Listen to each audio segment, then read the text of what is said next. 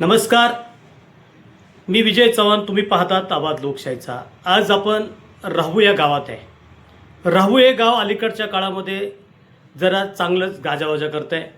अनेक गोष्टीतून ते लक्षवेधी होत आहे. नुकत्याच झालेल्या जिल्हा परिषद पंचायत समितीच्या निवडणुकीमध्ये याच गटातून इथुल्या एक विरोधी पार्टीचा उमेदवार विजय झाला म्हणून लक्षवेध झाले. यापूर्वी 25 वर्ष इथं राजकीय सत्ता आहे म्हणून ते लोकपरिचित आहे. तसेच हे गाव यात्रेच्या दरम्यान सोंगासाठी प्रसिद्ध आहे.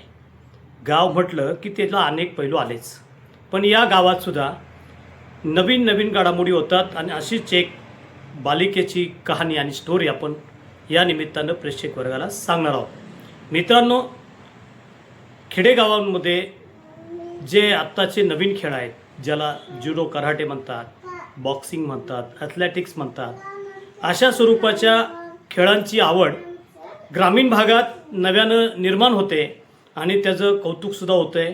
हे सर्वांना आम्हाला सांगितलं पाहिजे. म्हणून राहू या गावामध्ये आपण एका चिमुकलीची स्टोरी आपण तिच्याशी चर्चा करणार आहोत. कैलास विद्या मंदिरात शिकणारी ही इयत्ता 7वीतील विद्यार्थी आहे. उत्कर्षा रणजित शिंदे. खरं तर वय 13 वर्षाचं आणि तिनं बॉक्सिंग या खेळामध्ये आत्तापर्यंत 45 मेडल्स पदकं मिळवलेली आहेत. ग्रामीण भागातील मुलींना अशा स्वरूपाच्या खेळामध्ये प्रोत्साहन देणं हे आईवडील, आजोबा आणि त्यांचा परिवार कसा पाठबळ देतो हे सुद्धा आपण पाहणार आहोत. खरं तर पाहिलं तर या मुलीची यशोगाथा बॉक्सिंग या विषयामध्ये फारच कमालीची आणि उत्कृष्ट लावणारी आहे. हिचं या गावामध्ये बॉक्सिंग नावाचा खेळ नाही, पण सुरुवातीला जुडो कराट्याचं ग्रामीण भागातलं प्रशिक्षण घेताना तिला यातून आवड निर्माण झाली आणि मग तिनं आपला पुढचा प्रवास सुरू केला. पिंपरी चिंचवड परिसरात चिखली या परिसरामध्ये असणाऱ्या बॉक्सिंग प्रशिक्षक सतीश राजहंस आणि शिवानी राजहंस यांच्याकडं तिनं क्लास घ्यायला सुरुवात केली आणि राहू ते चिखली तिचा असा प्रवास सुरू झाला. तो फक्त बॉक्सिंग या खेळासाठी. आणि मग हा खेळ खेळण्यासाठी तिला आठवड्यातून एकदा 2 तासासाठी राहू ते चिखली हा प्रवास 60 वर्षाचे आजोबा सुखदेव शिंदे हे घेऊन जाईत आणि येत. मित्रांनो, पहा तुम्ही, ग्रामीण भागामधील मुलांच्या कलागुणांना वाव मिळावा म्हणून घरातील माणसंसुद्धा आता पुढे येतात आणि त्यातलाच हा एक अतिशय म्हणजे गौरवास्पद विषय आपण म्हटलं तर तो कुठं वावगा ठरणार नाही. आपण शिवानीशी उत्कर्षाचीच गप्पा मारू. उत्कर्षा, इयत्ता 7वीमध्ये तू शिकती, वय वर्ष 13 आहे. तू ह्या सगळ्या पदकं मिळाल्यावर तुला काय वाटतं? आनंद होता आणि माझी इच्छा पण आहे की पूर्ण परिवाराचं नाव पण रोशन करायचं, म्हणून मला खूप जास्त आनंद होतो. मित्रांनो, घरात वारसा असावा मुलाचा, अशा स्वरूपाची प्रत्येक घरामध्ये एक वल्गना असते, एक आत्मविश्वास असतो की वंशाला दिवा असावा. पण ही पेटली पंथी अंधारात उजेड करते, प्रकाश करते, घर प्रकाशमय करते. हे याचं जिवंत उदाहरण. 13 वर्षाची मुलगी महत्त्वाकांक्षाने म्हणते, खेळातील आनंद तर झालाच आहे, पण या माझ्या परिवाराचं नाव रोशन करण्यासाठी मी पुढचा प्रवास करणार आहे. तू आत्ता कुठे कुठे जाऊन बॉक्सिंग खेळलीस? चेन्नई, दिल्ली, रांची, खूप जागेवरती मी अशा राज्यामध्ये किंवा बाहेर पण खेळून आलेले आहे. मित्रांनो, चेन्नई, रांची, दिल्ली हा तिच्या खेळातून पदक्रांत केलेला भाग आहे. ही मुलगी 17 वर्षाची जरी असेल तरी आत्तापर्यंत तिच्या 45 मेडलमुळं ती लक्षवेधी ठरते. पण का कुणास ठाऊक ती प्रकाश झोतात येत नाही. तर मी माझ्या या विषयात काम करणारे जे कोणी पत्रकार बांधव असतील, जे मीडियाचे लोक असतील, मित्रांनो, हिरा हा शोधायचा असतो आणि तो शोधून सापडतो.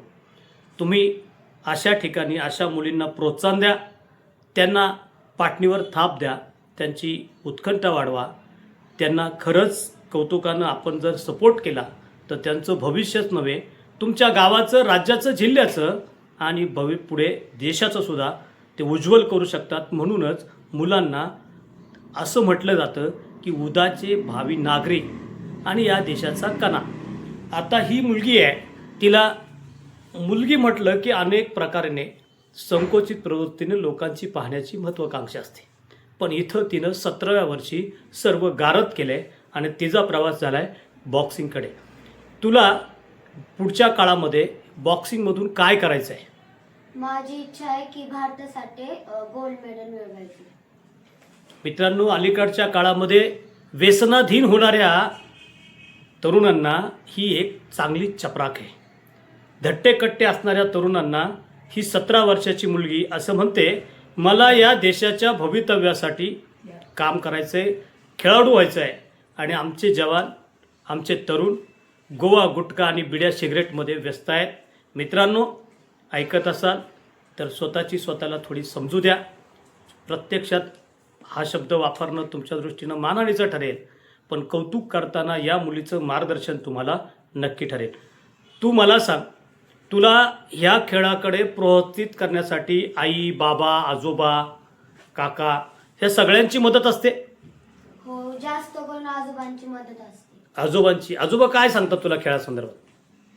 जे तुझे कोच म्हणजे सांगतात त्याच्याकडे चांगले लक्ष देऊन खेळत जा वगैरे. या मुलीचे आजोबा वय वर्ष 60. नमस्कार. आपल्या नातीसाठी राहू ते चिखली आठवड्यातून एकदा प्रवास करतात आणि तिला असं सांगतात, जे प्रशिक्षक आहेत त्यांचं तू समजून घे आणि उत्कृष्ट कामगिरी कर. ही खऱ्या अर्थानं आजोबांची नातीच्या पाठीवरची शाब्बासकीची थाप आहे. म्हणूनच तिनं आज 45 मेडल निर्माण आणलेत आणि गौरव केला आहे आपल्या गावाचा, घराचा. त्यांचे वडील आणि आई आपल्या समोर आहेत. नमस्कार. नमस्कार. मुलीच्या संदर्भात तुमच्या दोघांचं मत काय आहे? आम्हाला तिचा खूप अभिमान आहे. तुमचं काय मत आहे? असंच पुढं चांगलं खेळावं. पण खेळावं ठीक आहे, आजोबा तिच्यासाठी 60 किलोमीटरचा प्रवास करतात, तुमची काय आहे? आमची पण तेच अपेक्षा आहे की तिने आपल्या देशासाठी खेळावं, नाव रोशन करावं. मित्रांनो, गावागावात तंटे वितंडवाद करण्यासाठी काही डोकी काम करतात. काही डोके गावांमध्ये विभाजन व्हावं, गावाच्या राजकारणामध्ये लक्ष ठेवून गाव कशा स्वरूपाने विध्वंस होईल याकडे लक्ष देतात. पण हे परिवार असं सांगतंय, देशासाठी आमच्या घरातून काहीतरी निर्माण झालं पाहिजे. आणि म्हणून शिंदे परिवार असं म्हणतो, 17 वर्षाची आमची कन्या, तिच्या कार्याबद्दल आम्हाला भूषण आहे आणि तिनं देशासाठी काम करावं. सर्व प्रेक्षक वर्गांना या निमित्तानं आवाज लोकशाहीच्या वतीनं आम्ही विनंती करतो, अशा स्वरूपाचे मायबाप आपल्या मुलांसाठी घडावेत, मुलं मायबापांसाठी घडावीत आणि या देशाची उत्क्रांती व्हावी. या निमित्तानं एवढीच अपेक्षा व्यक्त करू. तुम्ही सर्व परिवार आवाज लोकशाहीशी भेटलात, गप्पा मारलात, आम्ही तुमचे खूप खूप आभार व्यक्त करतो. मित्रांनो, हा देश सुजलम सफलम आणि संपन्न करायचा असेल तर या देशामधील प्रत्येक नागरिकाची भावना या देशाविषयी, इथल्या मातीविषयी प्रामाणिक हवी. तो या प्रामाणिक मातीबरोबर असताना आपल्या घरातील एखादा व्यक्ती या देशाच्या सेवेसाठी, देशाच्या उत्कर्षासाठी कोणत्या ना कोणत्या कारणाने पुढे यावा, अशी भूमिका सर्वांचीच राहिली तर खऱ्या अर्थानं भारत हा सर्वश्रेष्ठ देश मानला जाईल, हे कोणालाही नाकारता येणार नाही. तुम्ही पाहतात आवाज लोकशाहीचा. मी विजय चव्हाण. संपर्कासाठी 94 23 21 52 27 97 65 56 69 16. धन्यवाद.